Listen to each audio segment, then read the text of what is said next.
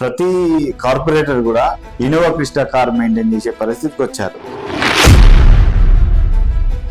ఎవరు చట్టాన్ని చేతులు తీసుకొని అట్లాంటి కూల్చివేత లాంటి పనులు చేస్తే ముమ్మాటిగా తప్పు చేసినట్టే. ఒకే ఒక్కసారి మేయర్ అయినటువంటి వీరు ఇటు అధికారం ఉన్నప్పటికీ కూడా 5 సంవత్సరాలు అనుభవించి మరి బీజేపీ పార్టీలోకి వెళ్ళారు. కాంగ్రెస్ పార్టీ నుండి వచ్చినప్పటికీ కూడా మా అంకులో చేసుకున్న పార్టీ బీఆర్ఎస్ పార్టీ, ఆయన ప్రోత్సహించిన పార్టీ బీఆర్ఎస్ పార్టీ, ఆయన ఒక గొప్ప స్థాయిలో కూర్చోబెట్టిన పార్టీ బీఆర్ఎస్ పార్టీ. ఆయన క్యారెక్టర్ ని కాపాడుకోవడం కోసం ఎదుటి క్యారెక్టర్ చెడ్డ పెట్టి ప్రయత్నం చేసింది కనుక దాన్ని మేము ప్రశ్నిస్తున్నాం. 4 సార్లు ప్రజలు ఎన్నుకున్న గంగుల కమలాకర్ ఆరోపణలు చేశాడు. ఆరోపణలన్నీ నిరాధారమైన ఆరోపణలు. మేము చేయదలుచుకుంటే 2019 వరకు 32 డివిజన్ కు నేను రిప్రజెంట్ చేసిన. నాకంటే పూర్వం ఏముంటే మా తర్వాత ఏం జరిగింది ఆ అభివృద్ధి ప్రజలకు సజీవ సాక్ష్యం ఇస్తుంది. మీ మాటలన్నీ చూస్తే రానున్న కార్పొరేషన్ ఎలక్షన్ లో గంగుల కమలాకర్కి భజన చేసినట్టే ఉంది. వ్యతిరేకం అండి, వ్యక్తిగతమైన క్యారెక్టర్ వ్యతిరేకం. ఎవరు భజన చేసే అవసరం లేదు. కమలాకర్ కావచ్చు, కేసీఆర్ గారు కావచ్చు, వినోద్ కుమార్ గారు చెప్తే ఉన్న ప్రజలు appeal to the people of Karimnagar. Sunil Rao ఇంత స్వాగతంలో మీరు చూసినారు. జయపత్ రావు వేయండు, సత్యనారాయణ గారు వేయండు, వినోద్ కుమార్ గారు వేయండు, ఇప్పుడు బండి సంజయ్ గారు వచ్చిన ఏ సందేశం ఇస్తా ఉన్నారు ప్రజలకి. కార్పొరేటర్ గా 2 సార్లు అవకాశం ఇచ్చిన బండి సంజయ్ గారికి వారి డివిజన్ లా ఏ గల్లీలో ఏ పైప్ లైన్ అవుతుందో వారికి అవగాహన లేదు. నువ్వు ఉండరు దాకా హిందూ ముస్లిం బాయ్ బాయ్ అని చెప్పిన వ్యక్తివి ఇలా హిందూ ముస్లిం దుష్మన్ అని వచ్చి ప్రజలకు ఏ రకంగా సందేశం ఇవ్వగలుగుతా ఉన్నారని, ఏది మంచి ఏది చెడు కరీంనగర్ ప్రజలు కానీ ఆలోచించగలుగుతాం కనుక ఈ కరీంనగర్ ప్రజలను ఒక ఇండియా అనే దేశం ఎట్లలో కరీంనగర్ అట్లాంటిది.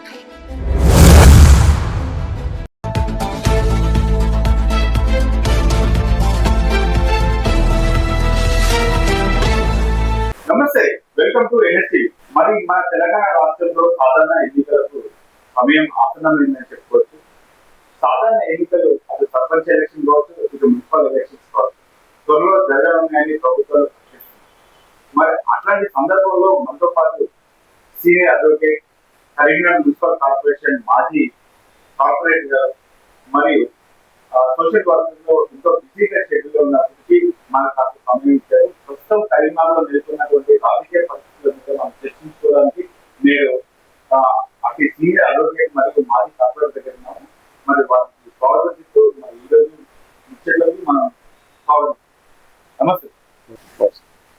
ప్రస్తుతం రాజకీయ పరిస్థితులు మరియు కరీంనగర్లో మనం ఎన్నో ఊహించని విధంగా ప్రత్యేక తెలంగాణ చాలా డెవలప్. మరి అతి డెవలప్మెంట్ లో భాగంగా మీరు కార్పొరేషన్ లో కార్పొరేటర్ గా బాధ్యతలు నిర్వహించారు. చాలా మద్దతు కూడగడుతున్నారు. మరి 2వ తరగతి వచ్చేసరికి మీకు పదవిలో ఎదుగుతారు. మరి అతి కారణాల కన్నా మీరు ఏ విధంగా దానికి సందేశించారు? ఇప్పుడు గెలిపోవటంలో చాలా సహజము.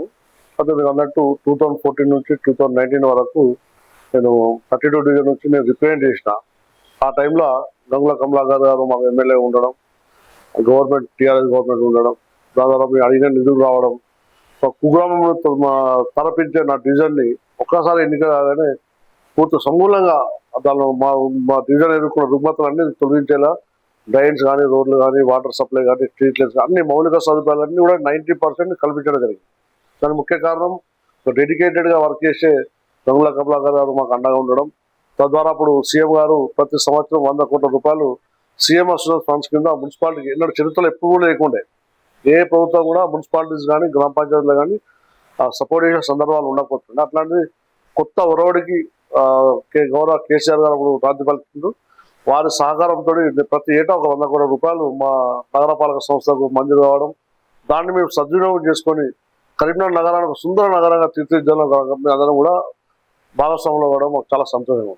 మీ మాటల్లో కేసీఆర్ చాలా గొప్ప వ్యక్తి అని చెప్పి అంటున్నారు. మరి లాస్ట్ టైం మీ పాలనలో, టీఆర్ఎస్ పాలనలో ఫార్ములా వర్క్ విషయంలో 700 కోట్లు స్కామ్ జరిగింది. మరి ఇక్కడ స్కామ్ జరిగింది, అక్కడ స్కామ్ జరిగింది, రోజుతో స్కామ్ జరుగుతున్నాం.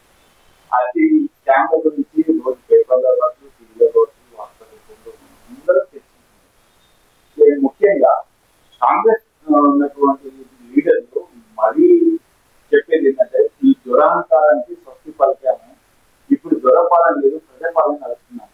మరి మీరేమో కేసీఆర్ దేవుడు, కేసీఆర్ చాలా డెవలప్ చేశారు, కేసీఆర్ చాలా డెవలప్ చేశారు, ఏం లేదు గుర్రము మీరే జరుగుతున్నారు అనే మాత్రమే మీ నోటి నుంచి వినపడుతుంది. ఎందుకు అంత బదిలీ చేస్తాను?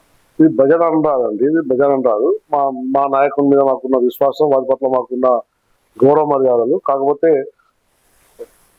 తెలంగాణ చరిత్రలో చాలా మంది జానారెడ్డి గారు కావచ్చు, చిన్నారెడ్డి గారు కావచ్చు, ఇంద్రారెడ్డి గారు కావచ్చు, తెలంగాణ ఉద్యోగాన్ని భుజాలకు ఎత్తుకొని వాళ్ళ స్వార్థం, వాళ్ళ అనుకున్న లక్ష్యం చేరగానే ఉద్యోగాన్ని నిర్వహించిన సందర్భాలు మనం చూసినాము. కాదనుకున్న తెలంగాణను, రాదనుకున్న తెలంగాణను అనేక అవమానాలు, ఆటుపోట్లు, ఇబ్బందులు, వెన్నుపోట్లు, అన్ని అడ్డంకులు దాటుకొని తెలంగాణ సాధించిన గొప్ప వ్యక్తి కేసీఆర్ గారు. తెచ్చుకున్న తెలంగాణ గాలివాటంగా మళ్ళా అవస్థలు, కష్టాల పాలు కావద్దని తనే ఆ నాయకత్వ భుజాన్ని ఎత్తుకొని 10 years చాలా ఒక నిర్మాణాత్మకంగా ఒక భవిష్యత్ తరాలకు ఉపయోగపడే విధంగా దీన్ని తీర్చిదిద్దే క్రమంలో చాలా గొప్ప పనులు చేసిండు. అది మన చరిత్ర ప్రజలు అనుభవించిన ప్రజలు తెలుసు. కాబట్టి గెలిపోవడం సహజం. అనేక అబద్ధాలు చెప్పి, అనేక ఆశలు చెప్పి ప్రజల్ని మభ్యపెట్టి అధికారంలోకి వచ్చారు. అది పెద్ద కారణం లేదు. వచ్చిన అధికారాన్ని కూడా కాంగ్రెస్ ప్రభుత్వం సద్వినియోగం చేసుకుని మాకు సేవలు చేయాలని అనుకుంటున్నాము. మీరు అన్నట్టు స్కామ్ల విషయం, ఈ భారతదేశ చరిత్రలో అనేక స్కాములు చూసినాం మనం. ఈ ప్రభుత్వం పోయిన ప్రభుత్వం మీద ఒక కక్ష సాధింపులో భాగంగానే లేనిపోని కేసులు పెట్టడం, పోలీసు వ్యవస్థలను వాడుకొని వేధించడం లాంటివి మనం చూస్తాం. కాబట్టి ఉన్న ఎన్డీఏ గవర్నమెంట్ ఏతుందో సోనియా గాంధీ, రాహుల్ గాంధీ గారికి నోటీసులు ఇవ్వగానే ఇక్కడ వీళ్ళు ఇక్కలేని ఆందోళన ఏంది, ఇది అన్యాయం, ప్రజాస్వామ్యానికి తూట్లు పడుతుంది కేంద్ర ప్రభుత్వం అంటారు. మీరు రాష్ట్ర రాష్ట్ర మీరు కూడా అదే పనిచేస్తారు. పోయిన ప్రభుత్వం మీద ఒక వ్యతిరేక భావాన్ని ప్రజల్లో నాటాలనే ఉద్దేశంతో లేని స్కామ్లను ఉన్నట్టు చిత్రీకరించి ఫార్ములా 1 రేస్ కావచ్చు, కాళేశ్వరం కావచ్చు, ఏదైనా కావచ్చు అక్కడ చూపి అదేదో నిరూపించలేని ఆరోపణలు చేసి మా నాయకుల మీద బదనాం చేసే కార్యక్రమం చేయబోతే మంచి పద్ధతి కాదు. ప్రజాస్వామ్యంలో అధికారం ఎవరు శాశ్వతం కాదు.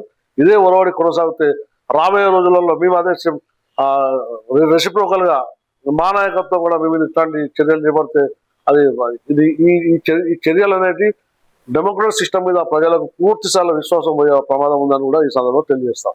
తెలంగాణ ప్రజలను నిండా ముంచారు. తెలంగాణ మిగులు బడ్జెట్లతో ఉన్నటువంటి తెలంగాణ రాష్ట్రాన్ని అప్పుల భూమిలో కూర్చున్నారు టీఆర్ఎస్ ప్రభుత్వం వాళ్ళని స్ట్రాంగ్ గా నేటి కూడా వాదనలు వినిపిస్తా ఉన్నాయి, చర్చలు వినిపిస్తా ఉన్నాయి. ఎంతో మంది కష్టాన్ని ఒక్కరు పేరు తెచ్చుకున్నారు, అందరినీ మీద నిలిచేశారు అని చెప్తారు. మరి మీరేమో గొప్ప పాలన చేశారు. మరి దానికి అది మన అసలైన ఆరోపణలు. ఎందుకంటే తెలంగాణ వచ్చినప్పుడు కూడా మిగులు బడ్జెట్ ఏం లేదు, అప్పులతోటే ఉండేది. అప్పులు చేయడం అనేది ప్రభుత్వాలు సహజంగా పాటించే విధానం.